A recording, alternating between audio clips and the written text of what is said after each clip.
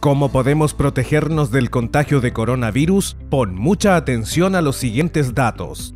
El coronavirus en realidad son una familia de virus que pueden generar enfermedades tan frecuentes como el resfrío común hasta enfermedades respiratorias que pueden ser severas.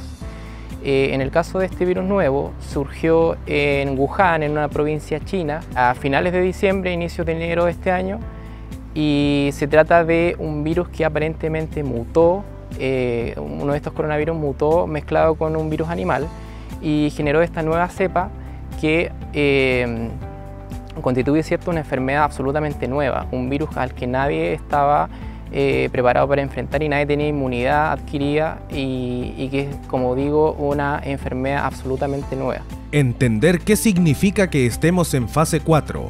Que estemos en fase 4 no tiene que ver, como muy bien decía el ministro de Salud, con la cantidad de contactos contagiados, sino con la transmisión del virus, que en este caso ya es comunitaria, ¿cierto? Ya no es posible trazar el primer caso, no es posible trazar a los contactos, porque el virus se transmite en la comunidad, entonces es muchísimo más difícil tomar todas las medidas necesarias para evitar la transmisión del virus y para evitar que esto se propague de forma exponencial. ¿Cuáles son las principales medidas de cuidado y prevención de contagio? Es muy importante que ustedes entiendan que el aislamiento voluntario es lo único o lo más importante para disminuir la curva de transmisión del virus. ¿A qué me refiero con esto? Este virus en las primeras etapas, y en este caso como ya estamos en fase 4, se transmite a través de una curva, que en el fondo es una curva exponencial que va hacia arriba en relación a los contactos contagiados y baja. Esta curva es súper importante que nosotros hagamos que se aplane. ¿Qué quiere decir esto? Que los casos contagiados sean mucho menores. ¿Y cómo se logra esto? Se logra tomando las medidas apropiadas de no saludarse de mano, de no saludarse de beso, evitar el contacto físico, una distancia social de más o menos 1 a 1.5 metros incluso. Otro muy importante, el higiene de manos que sea una higiene de manos adecuada, es decir, unos 20 segundos. Si ustedes, como lo ponen de una forma simple, en cumpleaños feliz 2 veces en su cabeza.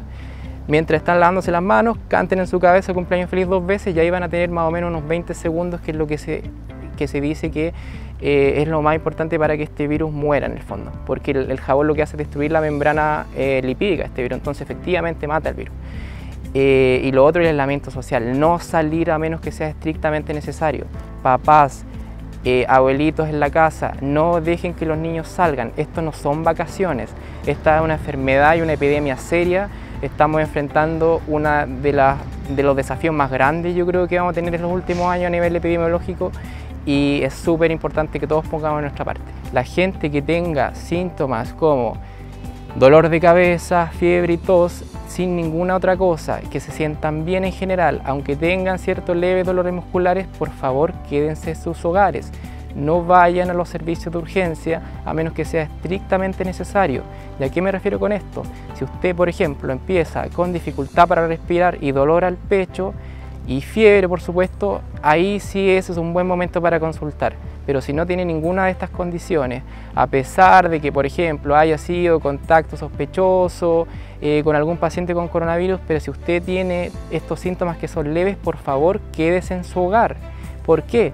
Porque así vamos a evitar que nos contagiemos todos, que, como yo les decía, que esta curva se sigue expandiendo, y así nos protegemos a nuestra comunidad y a nosotros mismos, ya que el aislamiento es lo más importante. Si usted empieza con estos síntomas y hay una sospecha de coronavirus, haga usted mismo el aislamiento en su casa por 14 días.